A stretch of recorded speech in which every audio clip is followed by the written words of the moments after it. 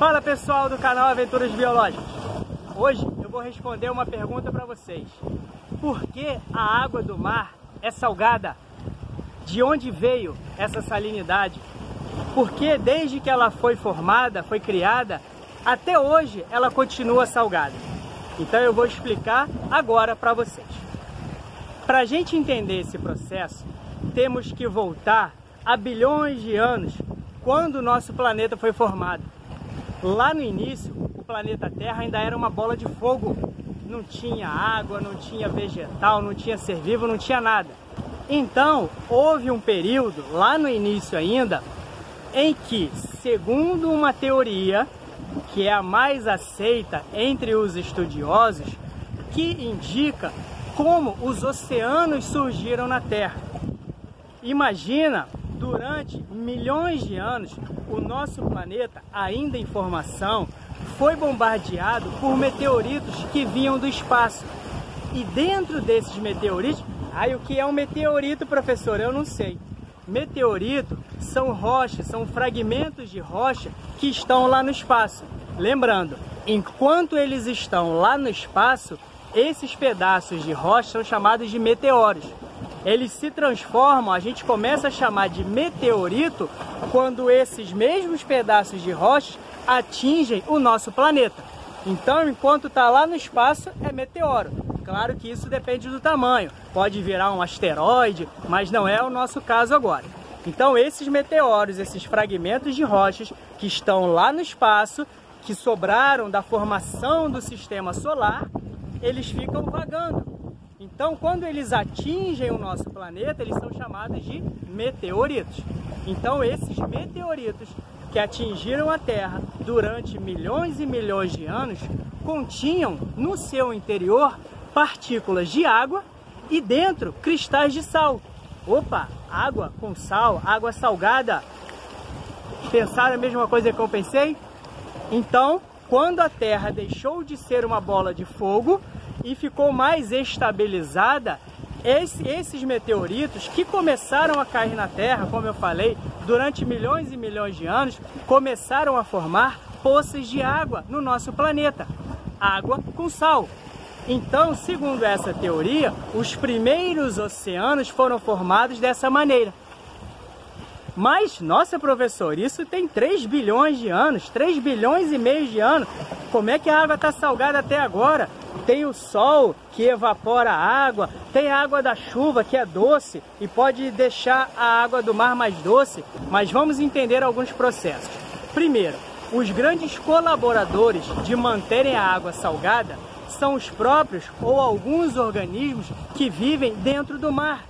Nós temos no ambiente marinho alguns organismos como crustáceos, moluscos, que em sua carapaça, em seu esqueleto, na sua concha, eles produzem com o cloreto de sódio, com o sal que tem na água. E isso acontece uma concentração desse sal. E nós temos milhares de espécies desses indivíduos. Se a gente somar todo mundo, meu Deus do céu! Então, essas estruturas que são criadas pelos organismos favorecem com que a água continue salgada, porque eles armazenam esse sal e ficam dentro d'água. Nós temos também as rochas no entorno das praias, no entorno do oceano. E essas rochas que vieram de formações distintas, elas constituem, por exemplo, o costão rochoso, que faz parte do ambiente marinho.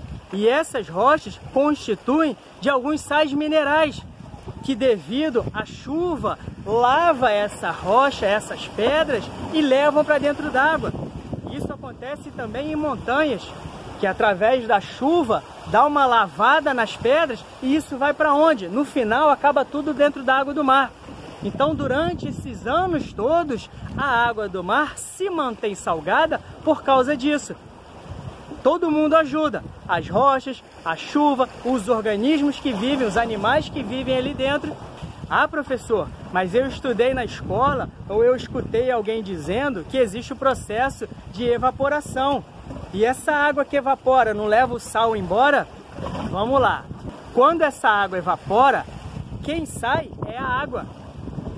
Ah, mas aí fica uma concentração muito grande de sal na água. Sim, mas nós temos os períodos da chuva, a própria reciclagem das correntes marinhas, então isso não vai prejudicar, até porque vai chover de novo e vai estabilizar. E um detalhe, essa água que evapora, ela não some, ela não vai embora. Muita atenção com essa questão.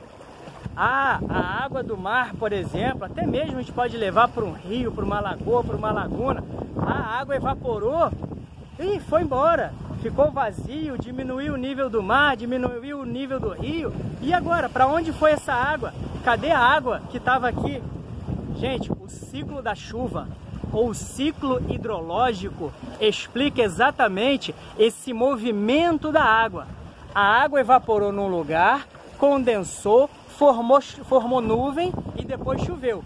Se essa nuvem estiver estabilizada em cima do mesmo lugar onde foi formada, essa água vai voltar para onde ela saiu. Mas se essa nuvem, através de ventos, por exemplo, for levada para outro lugar, vai chover em outro lugar. Então a água saiu daqui, mas caiu em outro lugar. Assim como a água pode sair de outro lugar e voltar para cá. Então, prestem atenção, a água não some. A água continua na natureza através do ciclo hidrológico. Beleza? Depois eu vou fazer um vídeo falando, explicando sobre esse ciclo da chuva.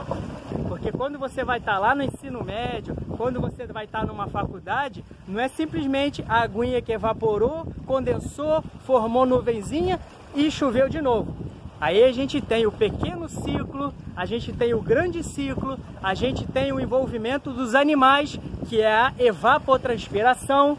Nossa, que nome difícil! Pois é, então depois eu vou gravar um vídeo explicando tudo isso. Eu falei do ciclo da chuva agora, só para vocês entenderem que ela não vai embora, tá bom? Eu tenho certeza que vocês entenderam. Se vocês ainda tiverem alguma dúvida, deixe aqui nos comentários. Eu vou ter o maior prazer em responder. Ok? Se vocês gostaram desse vídeo, se inscrevam no canal, clica em gostei, ativa as notificações para receber informações, receber novos vídeos e até o próximo vídeo.